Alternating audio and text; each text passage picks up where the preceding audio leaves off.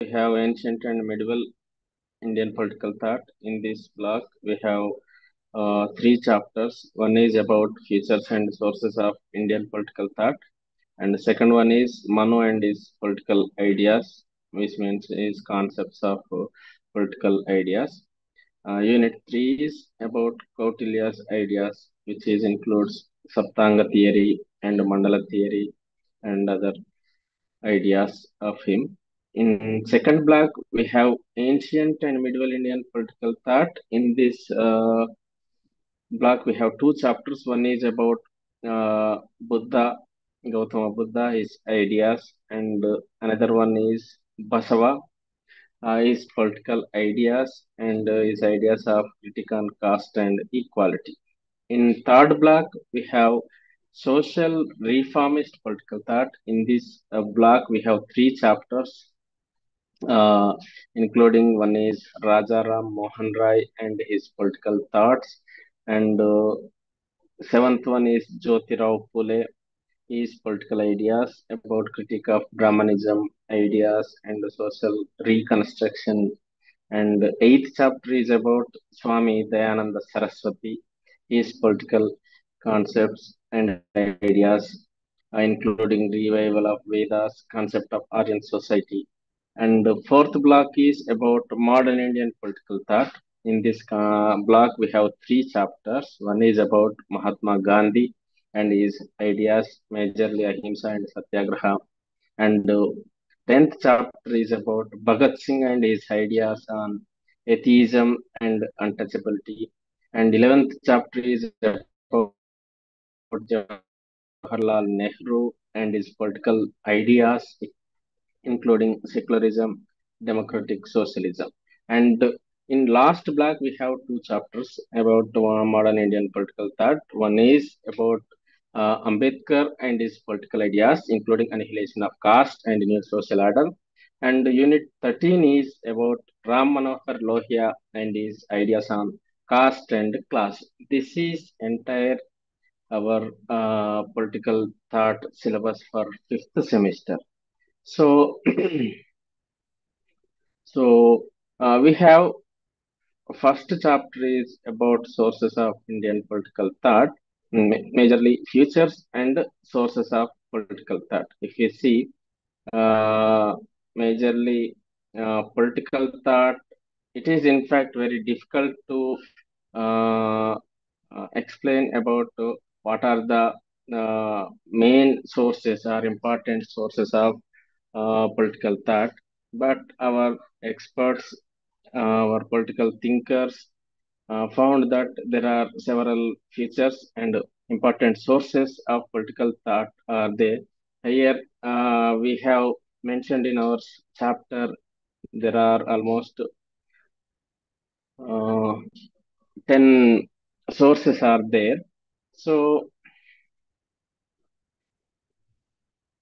despite these sources and important to acknowledge some scholarly work was carried out in the field of ancient political thought. So some of the widely available sources of classified Indian political thought are ancient monuments and religious works, epics, and political system that were practiced during those times. So that are all are included in these sources of Indian political thought. So some dedicated scholars have made efforts to gather all the scattered information and arrange them in a comprehensive manner of better understanding of the subject of this Indian political thought. So there are many sources are there, and we can trace the development of Indian political ideas, including Vedas and other monuments of Indo-Aryan cultures and many epics also there. So, Ramayana, Mahabharata also there. So we will discuss in deeply about one by one. So majorly, if you see, These Indian political thought is a vast and complex subject shaped by the country's long and rich history. It encompasses many ideas and philosophies from the ancient Hindu concept of dharma to the modern day principles of democracy and secularism. So, so here, if you see, these Indian political thought refers to the rich and diverse intellectual tradition that has evolved in India over centuries. So it encompasses many political, ethical, and political ideas that have shaped the country's governance, social structure, and political discourse. And Indian political thought draws inspiration from ancient texts such as Vedas, Upanishads, Ardhashastra, and Manusmriti, as well as the teachings of revered philosophers and scholars like Mahatma Gandhi, Dr. B.R. Ambedkar, and Swami Vivekananda.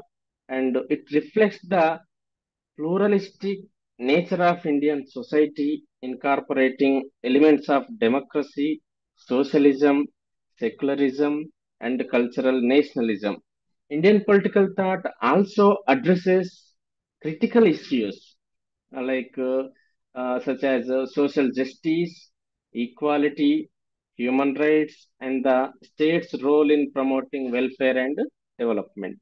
So it continues to evolve and adapt to the contemporary challenges, providing a foundation for democratic governance and shaping India's political landscape.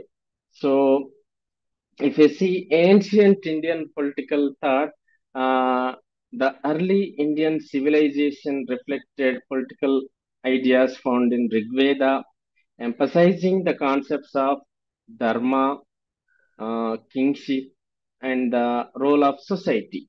And also, Kautilya's major work, namely Ardhashastra, also influential treatise on statecraft and governance, provided insights into ancient Indian political thought. It is covered with such topics like diplomacy, war, and administration. We have uh, mm, we have also have chapter about Kautilya. So in that chapter, we will discuss about in detail is writings like Arthashastra, and also we have um, medieval and post medieval periods also there. In that time, influence of Dharmashastra's works such as Manusmriti, Ardhashastra continued and to shape political thought, focusing on social order, law, and governance. And also, uh, Sufism and Bhakti movement also there. These spiritual movements contributed to the ideas of religious harmony, inclusivity, and social justice.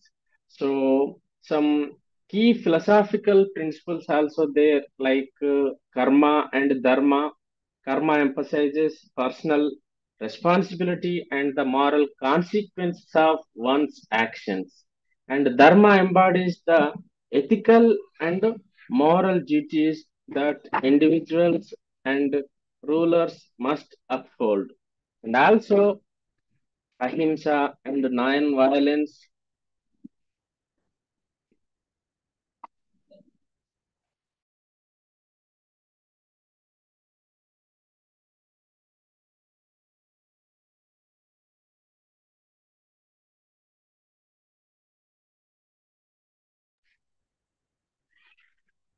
So, the philosophy of non-violence, epitomized by Mahatma Gandhi, advocates for peaceful resistance and societal harmony. And also Jainism and Buddhism also emphasize non-violence as fundamental principles. And concepts like social justice and equality in ancient Indian thought highlighted the importance of these concepts. And importance of social justice reflected in the advocacy for the welfare of marginalized sections of the society. Like Dr. B.R. Ambedkar's contributions to social justice and Dalit communities' empowerment have profoundly impacted Indian political thought. So, uh, as per our syllabus, we have uh,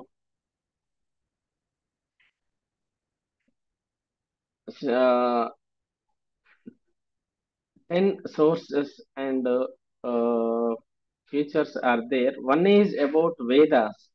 So, first one is the Vedas are regarded as the ancient works of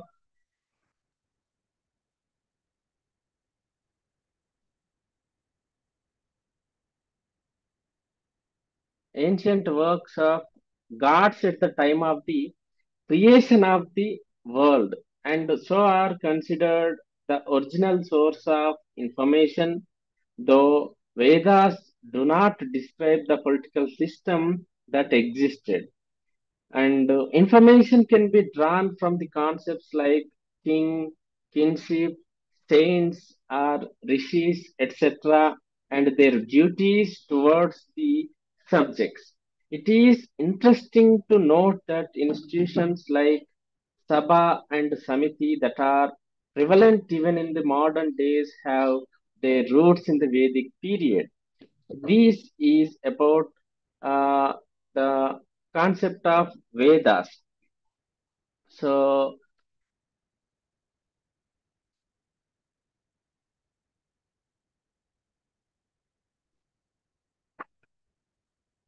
and the second one is about Mahabharata.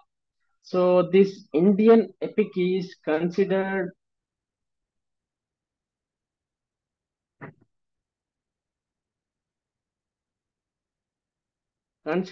as a classic work on the art of politics. Certain episodes like Shanti Parva provide outstanding information related to political philosophy and administrative system. So, the political system of the time. So, the entire art of statecraft and diplomacy, war ethics and strategies, trade relations, and like can be very well understood by making of reference to the Mahabharata. So Mahabharata is one of the major source, particularly Shanti Parva is describes about the entire statecraft system, diplomacy, and war ethics and strategies. So another one is third important source is the Arthashastra. So this work authored by Kautilya. So Kautilya's book name is the Arthashastra. So Kautilya is again a masterpiece on polity. According to Professor Altekar, it is mainly concerned with the practical problems of governance and describes its machinery and functions both in times of war and peace. So, so Kautilya discusses his political ideas in this uh, uh, Ardhashastra. So, majorly about taxation, diplomacy, war strategies, and revolution. It is also a handbook of economics as well as administration for the uh, kings. So, if you see, the name is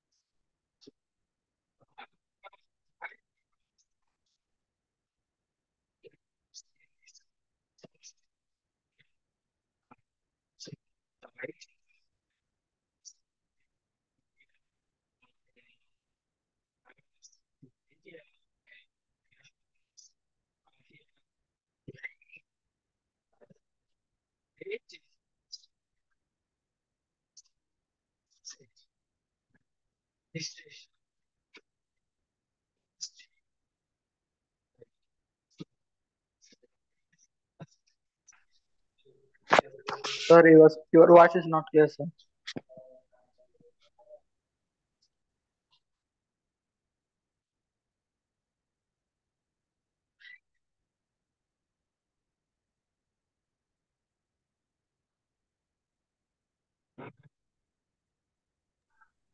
Sir, your voice is not clear, sir.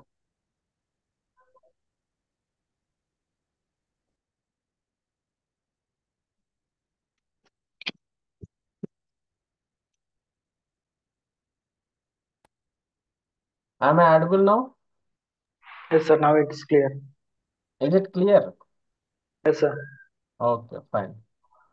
I have problem with my earphones. So, so if we see the Smritis and other sources of Indian political thought, Smritis which were written long after Kautilya's Ardhashastra and repeat what had already been said by the other scholars, also a useful source of information. So they supply additional information about the various political aspects. We get an idea about the changing position of the king from these Smritis. Which means if you see a person writes a book and other person also writes a book on the same concept or same kingdom, so there might be different understanding will be there, and their concepts and the collected information also they have to modify and ratify and write in their own words. So sometimes the lack of understanding also reflects in their ideas. So, uh, majorly, they try to explain, they try to understand about the past Indian political thought. So, if we see the Kamandaka Nitisara also is one of the mainly summary of Kautilya's Ardhashastra. So these treatise written in 500 AD. So except that it provides some additional information about the king and his family. So it further informs us that by this time the king had become more powerful and assumed real power. So the absence of any reference about the existence of republics in the work leads us to the conclusion that by this time republics had declined, any monarchy was the prevailing system of government. Here, republic means a state.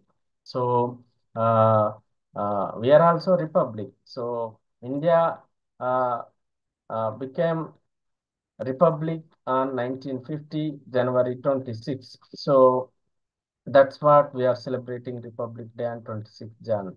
So, compilations of by many Hindu lawyers also contributed their uh, ideas and works about by gathering sources of Indian political thought during the period between 14th to and 18th centuries AD. A number of Hindu lawyers compiled certain treatises which chiefly main contains useful material relating to political, economic, religious matters, which lay scattered in stray sources.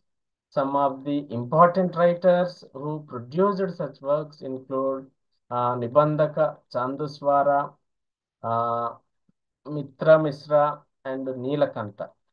Though these works were not original, merely reproduction from other well-known authors. So their value lies in the fact that they contain extracts from authorities which were otherwise unknown.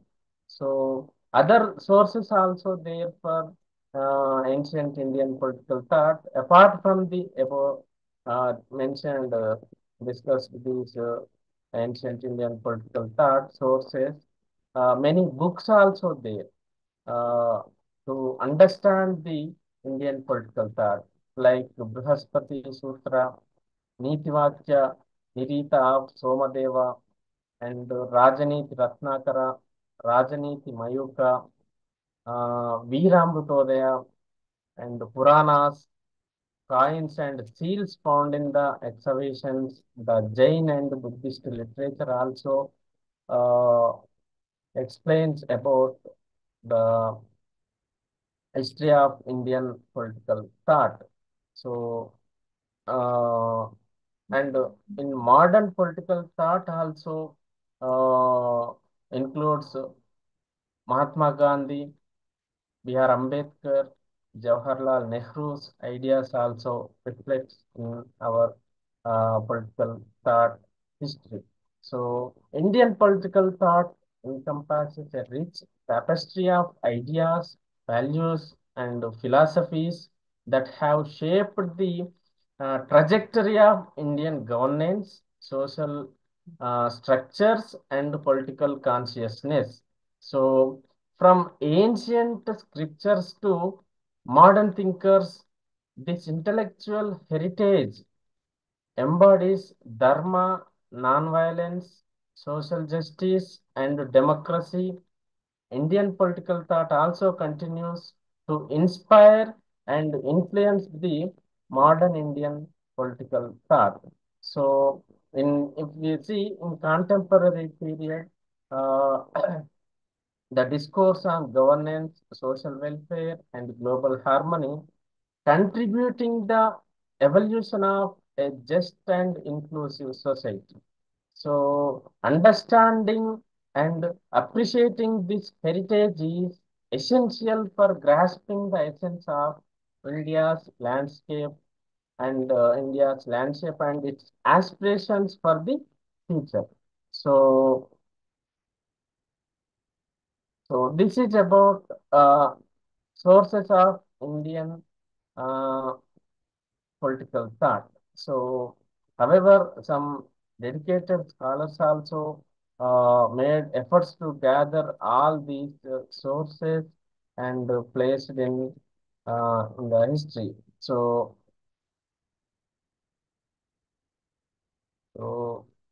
Indian political thinking is one of the most developed political thoughts, represent the East in the history of political thought, and Indian political thought also it has own distinguishing features. So it is closely linked with religion, social structure, ethics, so much so that it becomes extremely difficult to distinguish the political from other spheres of thought. So already we have discussed about our major sources of Indian political thought. So Indian political thought is often equated with Hindu political thought. There were other non-Brahmanical traditions which contributed to the evolution of political thought in India. So Buddhists, Jains, and later Muslims came out with their own notions of good government and its duties and obligations, etc. So these are the sources of ancient Indian political thought. If we see the limitations in the study of ancient Indian political thought, uh, we have in the first place, most of the Hindu writers try to connect their works with schools and systems. And the second limitation in the study of ancient Indian political thought and institutions is the indefinitions of its chronology. And thirdly, the lack of unanimity regarding the meaning of various terms and role of various political institutions further complicates the problem. So some of the most common terms like dharma, dharmaniti, rajaniti, dandaniti, sabha, samiti, etc. have been assigned different meanings and roles by various philosophers, which makes it difficult for a understanding. So we have another chapter is about Manu's political thought. If you see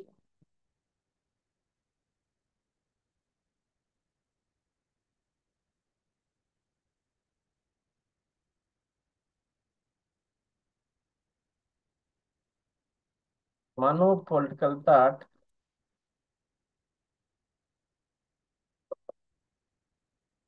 we have syllabus about Manu's political ideas and Manu's social thought and Manu's economic thought. So Manu is regarded as a historical character of lawgiver. So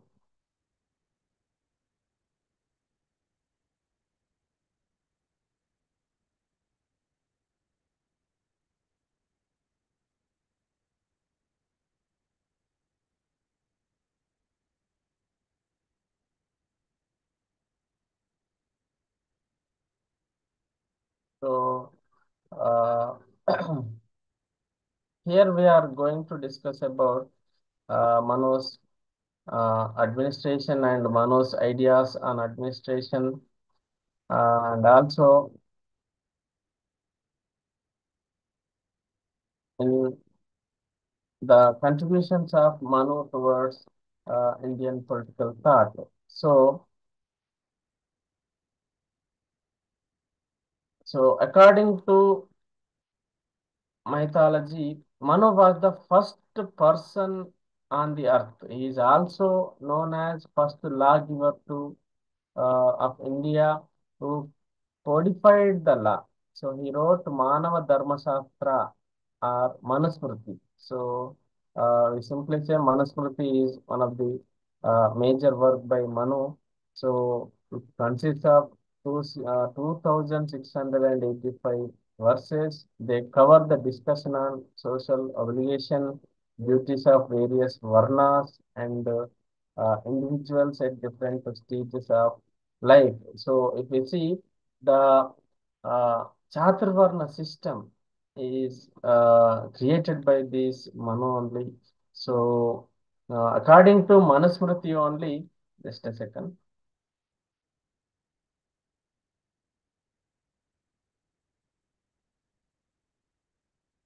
According to Manusmriti only, Chaturvarna system existed in the Indian society. So he also explained about Saptanga theory and Varna system, Chaturvarna system, and also uh, some historians argued the laws of Manu were composed by Brahmins for their exclusive use. That is, to support to the Brahmin dynasties that arose instead of Kshatriyas. So, also the ideas of Manu written in Manusmriti was already prevalent.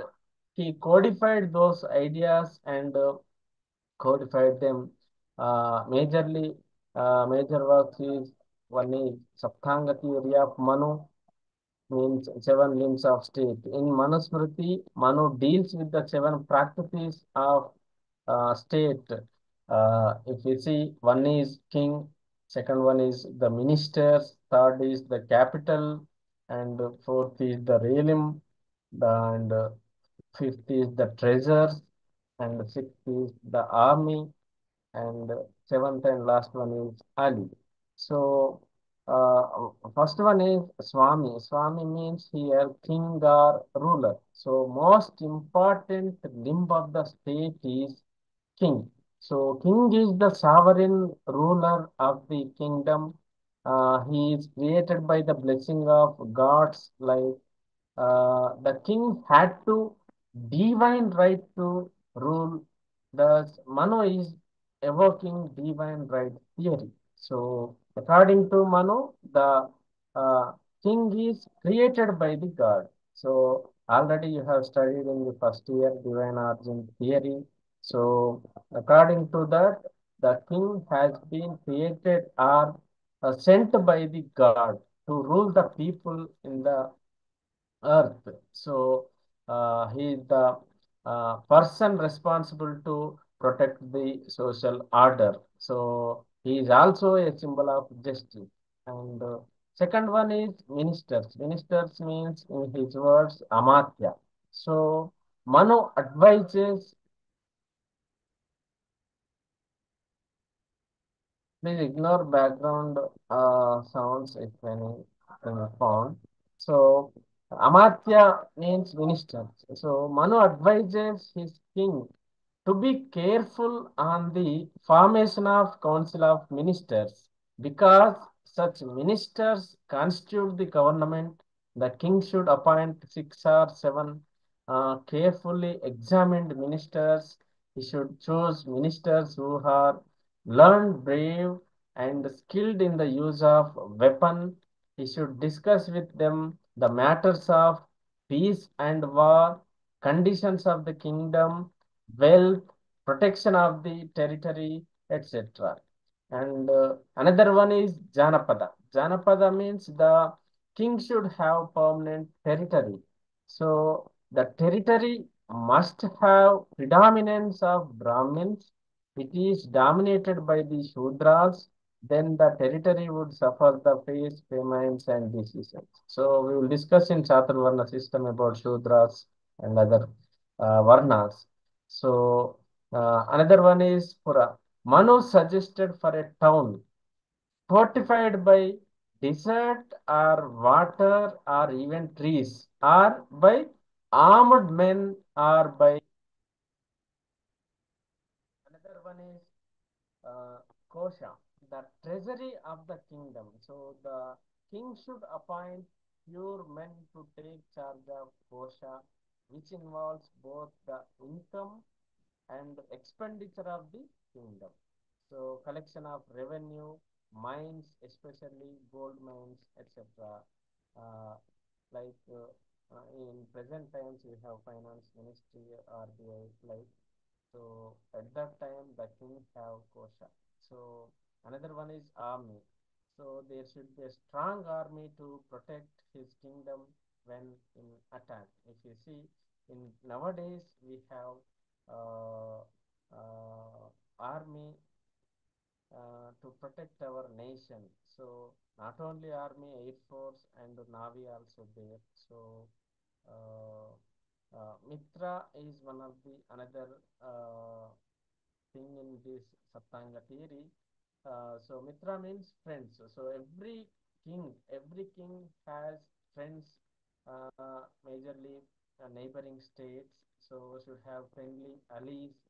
And if you see the theory of kingship by the Mano's theory of kingship is about around king's duty to maintain proper functioning of Varna, that each of the four Varnas should perform its respective duty. So, as we discussed, the Varna system is important uh, origination of this Manu. So, Manu viewed the caste system formed an essential part of ancient Hindu society. So, Varna system would preserve the social harmony of the society. He viewed that the king came into existence to protect the Varna system, and any failure on the part of the ruler would make him unworthy ruler. So Manu opined that there is a fourfold categorization of social organization derived from the Vedic Vedas. So they are Brahmanas, Kshatriyas, Vaishyas, and Shudras. This is the fourfold Varna system made by the Manu. So it is widely viewed that these four Varnas represented four different parts of the body of the god. So the Brahmanas rise from the head, the Kshatriyas from the arms, the Vaishyas from the thighs, and the Shudras from the feet. These fourfold Varna system, these fourfold Varna system made by the Manu, even in nowadays also we can find this Varna system as caste system. So if we see, uh, not only four Varna system, there are many castes are divided into subcastes like that in Indian society. So majorly the source of this Varna system is created by the Manu. So if we see, Brahmanas occupy the highest place, and they are conceived as the incarnation of the law. So the superior place given to the Brahmin in the social hierarchy is due to the purity and knowledge. So the Kshatriyas were expected to protect the state by their valor and offers sacrifices as well as gifts and protect the people. So here Manoj viewed that a society would be more secure if there is a harmonious relation between the Brahmins and Kshatriyas. The Vaishyas were involved in trade and business, whereas Shudras were the only confined to serve the upper three castes. Means Shudras here only to serve the Brahmana, Kshatriya, and Vaishya. So, uh,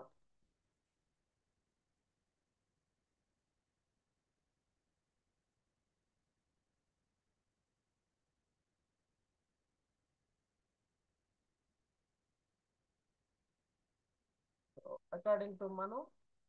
Sudras are the servants of above three categories.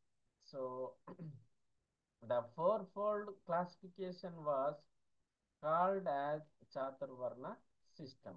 So this is about Mano's Chaturvarna system, and if we see the Mano's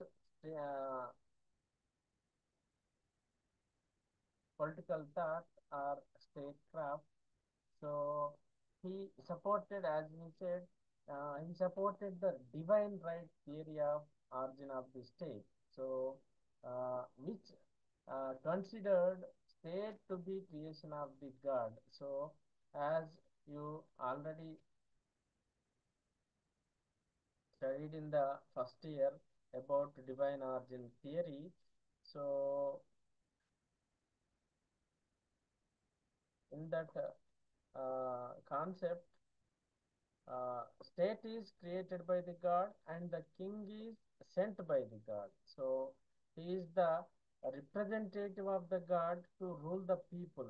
So that is about divine origin theory. So here in this concept, the king is superior to all other living beings because he is made out of divine elements from the gods. So, according to Manu, he demands total obedience to the laws of the king, and it is the king who preserves the and protects the social order of the four varnas, which we called as Chaturvarna system, and also Dharma.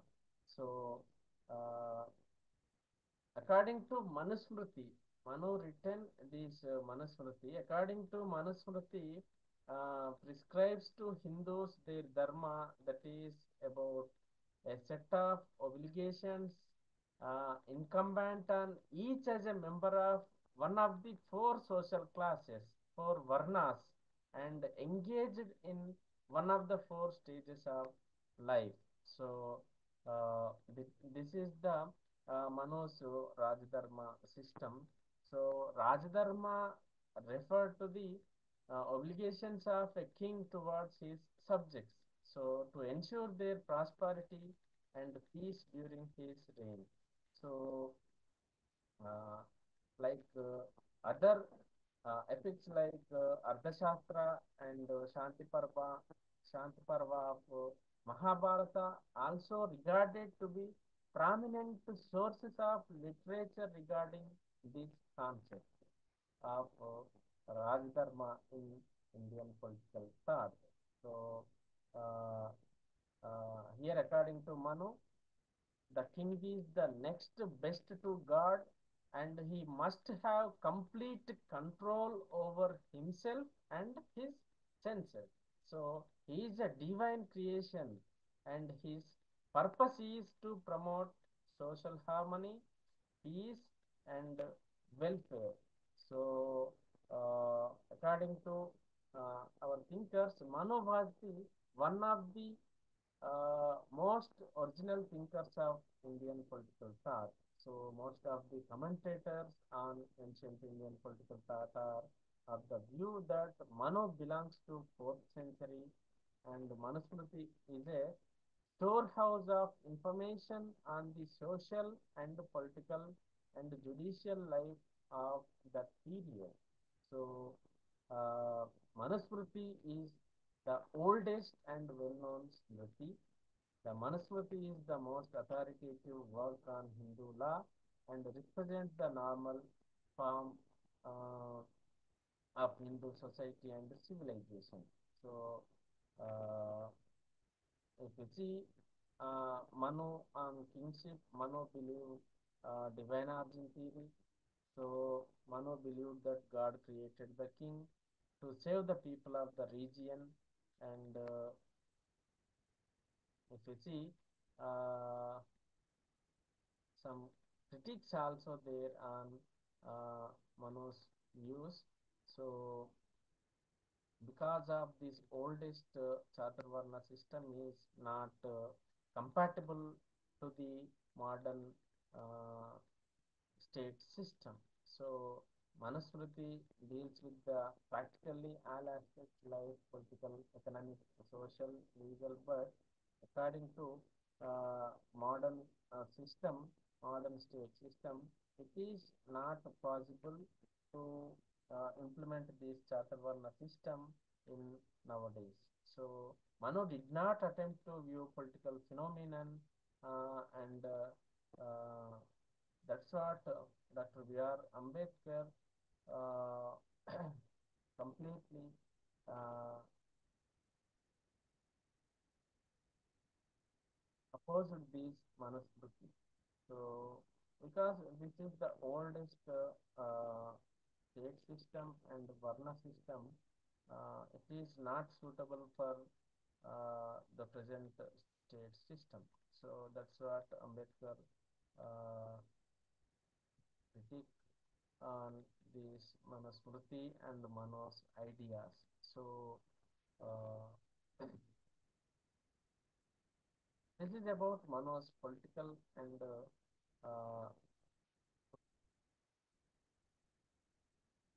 social thought. So, if we see Mano's political other ideas, the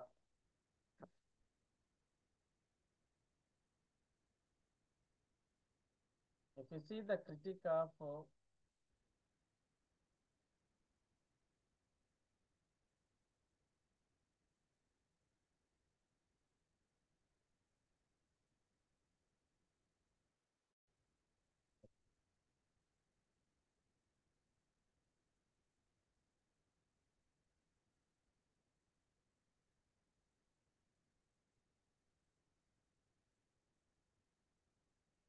so Manusmriti has been a system of subject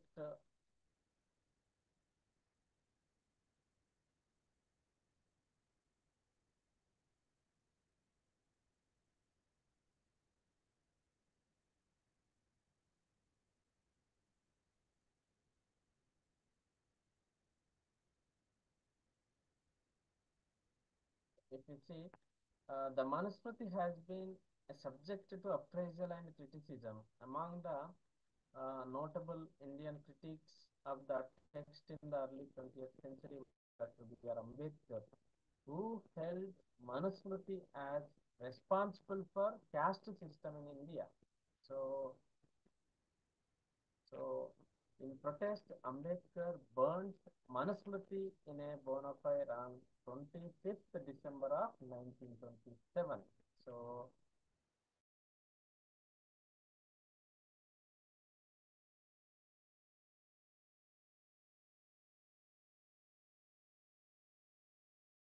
while Ambedkar condemned Manusmriti, burning. So the latter stated that while caste discrimination was harmful to spiritual and national growth, so it had nothing to do with Hinduism and its texts such as Manusmriti. So Gandhi argued that the text recognizes these different callings and professions, defines no one, not one's rights but one's duties. So Gandhi considered Manusmriti to include lofty teaching, but a text with inconsistency and contradiction. So uh, he recommended that one must read the entire text and accept those parts of Manusmriti which are consistent with truth and ahimsa and injury or non-violence to others and the rejection of other paths. So, uh, majorly, Ambedkar completely opposed this Manusmriti because of this uh, Manusmriti asserted that Ambedkar asserted that Manusmriti was written by a sage named Brigu during the times of Pushyamitra or Shunga in connection with social pressures caused by the rise of Buddhism. So, however, historian Romila Thapa considers these claims to be exaggerations. So, Thapa writes that archaeological evidence casts doubt on the claims of Buddhist persecution by Pushyamitra. So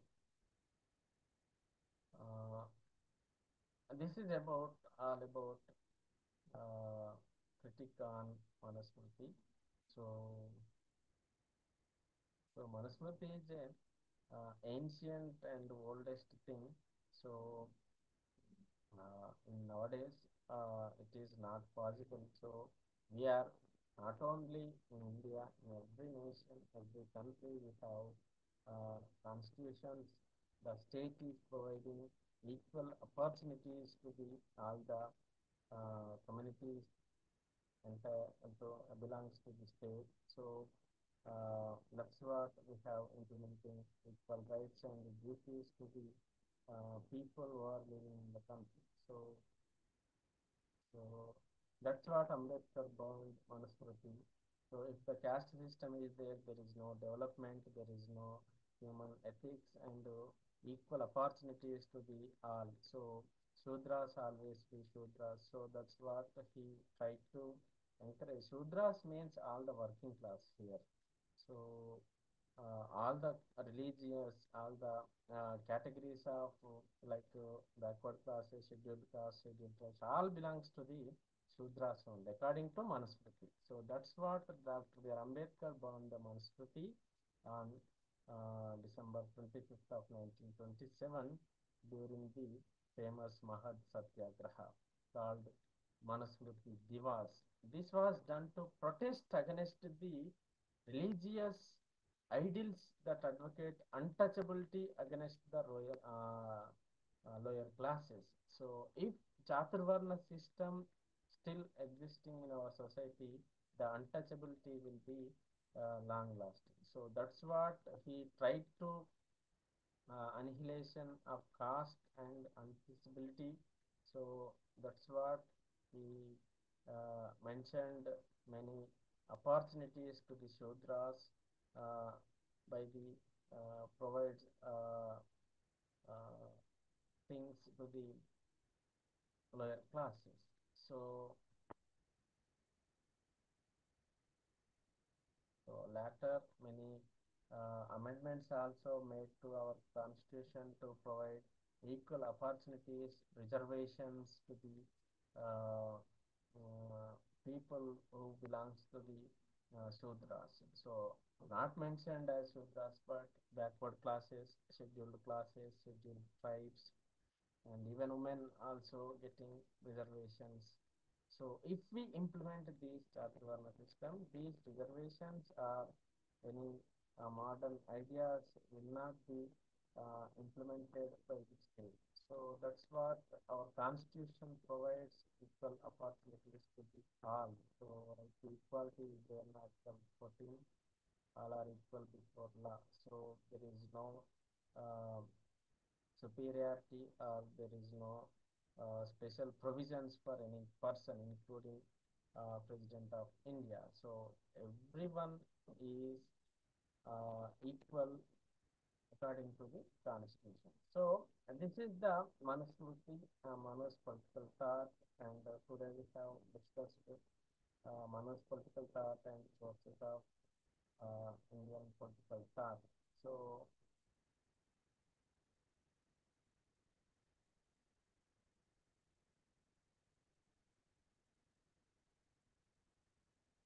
so this is all about today's class.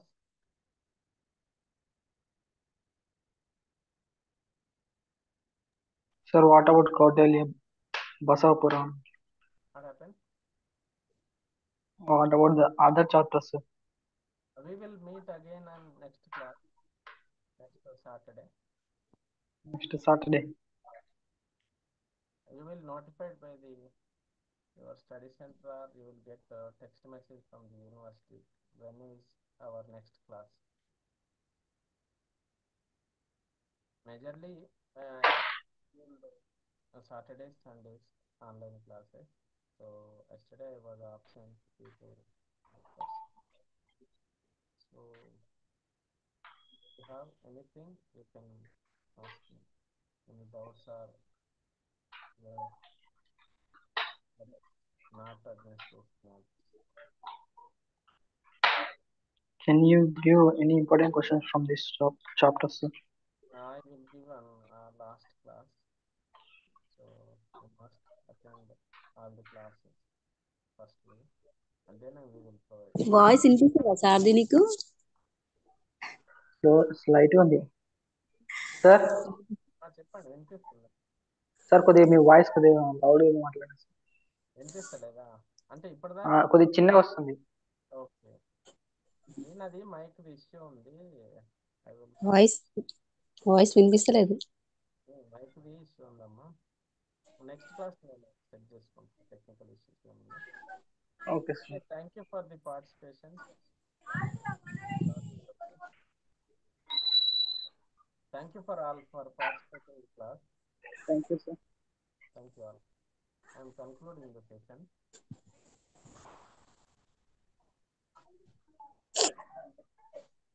Narendra, prepare అవుతున్నావా? లేదు రేహనా, కావాలి. కావాలి. Only ఎంత 10 days ఉన్నాయా? 15 days ఉన్నట్టున్నాయి అంతే. Yeah. మీరు ఎప్పుడు బ్యాచ్? అర్థం కాలే. మీ బ్యాచ్ రీసెంట్ ఇదేనా, మనతో పాటేనా? అవును. ఓకే.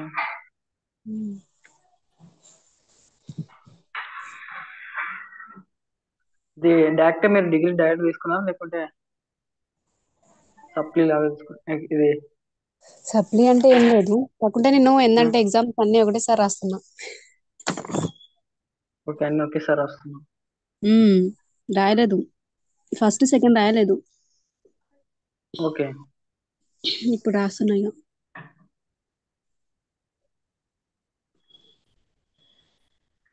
ఇది ఇంటర్ ఎప్పుడు కంప్లీట్ అయింది బ్యాచ్?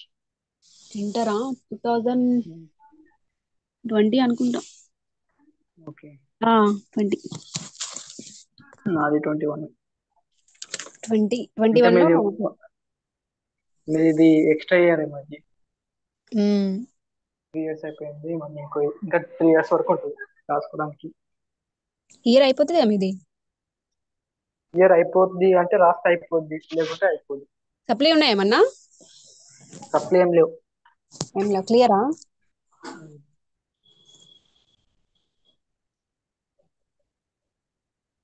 చదవాలి ఇప్పుడు, వీటికి చదవాలి. ఇది కూడా సప్లీ క్లియర్ ఉంటే బాగానే, ఇప్పుడు కూడా క్లియర్ చేసేయండి, మళ్ళీ లేకుంటే కష్టమియా. 1 year అది. గ్రేట్, సప్లీ లేకుండా రాసినామంటే.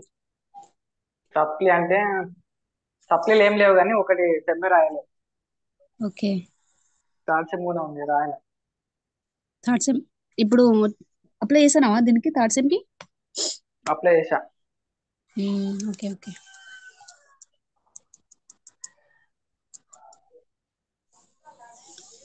ఎక్కడ మీరు ఉండేది? Jangaon district. Jangaon district. Okay, పైన ఉంది. మీరు హైదరాబాదా? కాదు కాదు, హైదరాబాద్ లో స్టడీ సెంటర్ ఉంది, కానీ నేను అది గద్వాల్ డిస్ట్రిక్ట్. ఇక్కడ గద్వాల్ డిస్ట్రిక్ట్. గజ్వేలా? గద్వాల్ గద్వాల్. గద్వాలా? ఇప్పుడు ఎగ్జామ్ ఇక్కడే జనగాంలోనా అక్కడేనా? హైదరాబాద్ లో. హైదరాబాద్ లోనా? ఓకే.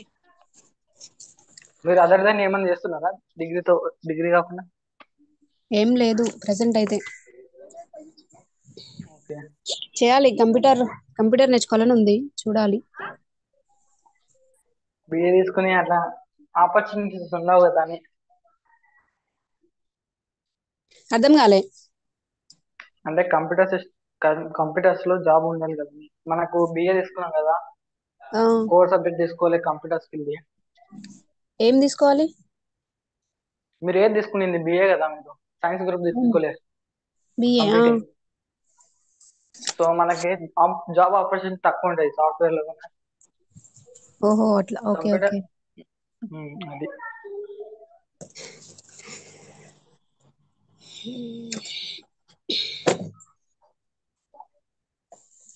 ఏది ప్రిపేర్ అయితే బెస్ట్ అంటావు మరి? ఏది ప్రిపేర్ అయితే ఏమో నీకు ఏది చేయాలంటే అది చేయాలి, కానీ అది పర్ఫెక్ట్ నేర్చుకోవాలంటే. అంటే ఇప్పుడు మన స్టడీకి జాబ్ కి సంబంధం లేకుండా ఉన్నాయి కదా, సో కంప్యూటర్ నాలెడ్జ్ నేర్చుకుంటే బెటర్ అని నేను అనుకుంటున్నా. నేర్చుకోండి, కానీ అందులో కూడా నేర్చుకోవాలి మీరు. ఉమ్.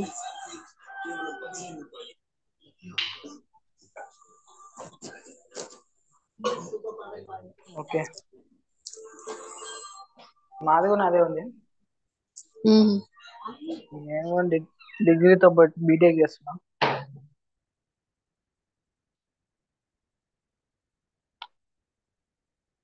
అవి క్లియర్ అయినా మరి? ఏవి? బీటెక్ చేస్తున్నారా? అవును, ఓహో. ఇప్పుడే ఫస్ట్ ఇయర్. ఫస్ట్ ఇయరా సెకండ్ ఇయరా? ఇప్పుడు బీటెక్ ఫస్ట్ ఇయర్. ఆహా.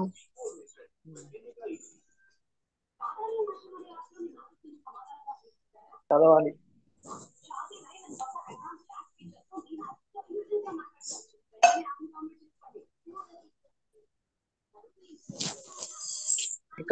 మీరు ఎక్కడ స్టడీ సెంటర్? జనగాం. అక్కడనేనా? ఉమ్.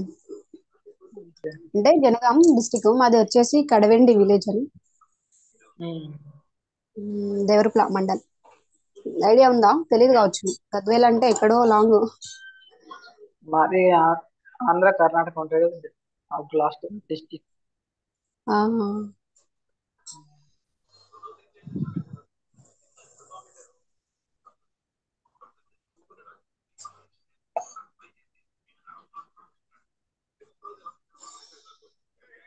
సార్ వాళ్ళు అన్ని కంప్లీట్ చేస్తారు లేదు డౌటే. ఏమో నెక్స్ట్ వీక్ ఉందంట కదా మళ్ళీ, ఫ్రైడే సాటర్డే సండే. ఫ్రైడే ఉందా? అవును, ఫ్రైడే నుంచి స్టార్ట్ అవుతున్నాయి క్లాసెస్. నేనైతే వినలేదు. నువ్వు క్లాసెస్ కి రానట్లున్నావు. ఫ్రైడే సాటర్డే సండే ఈ వీక్ నుంచే పెట్టిండ్రు. ఓకే. మళ్ళీ next week same, Friday Saturday Sunday.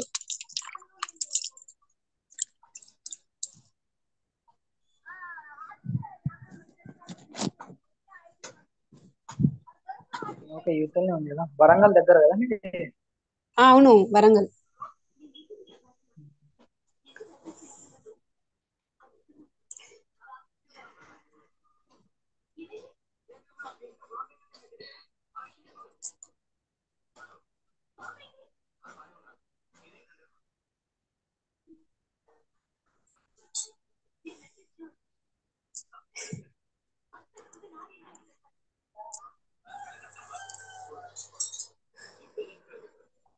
ఎవరు లేనట్టు. నెక్స్ట్ క్లాస్కి వస్తారు మీరు. అన్ని క్లాసులు విన్నారా? అవును, కంటిన్యూ అవుతున్నాం. ఓకే, వస్తున్నాయా మీకు? వస్తున్నాయి. ఇప్పుడు మనకి మెసేజ్ వస్తుంది కదా, రావట్లేదా మీకు? మెసేజ్ 20 వస్తుంది. ఇప్పుడు మనకి ఏ సబ్జెక్ట్ ఉన్నాయో వాటి పైననే క్లాసెస్ జరుగుతున్నాయి కదా. మీరు పబ్లిక్ అడ్మినిస్ట్రేషన్ లో లేనట్టున్నారు కదా, హిస్టరీలో ఉన్నారు కదా. ఎకనామిక్ కదా అవును, మీది? ఎకనామిక్. నాది పబ్లిక్ అడ్మినిస్ట్రేషన్. ఓకే. పీపీహెచ్ నాది. Okay.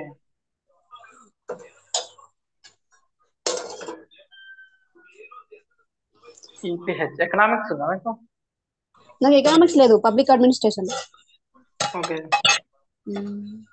Public administration, history, political science. ఇది పొలిటికల్ సైన్స్.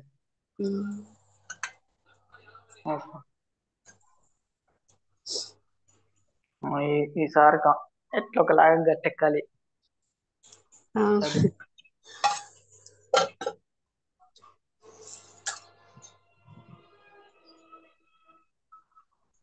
ఓకే, మరి నెక్స్ట్ క్లాస్ కలుద్దాం. Okay okay, bye. బాయ్.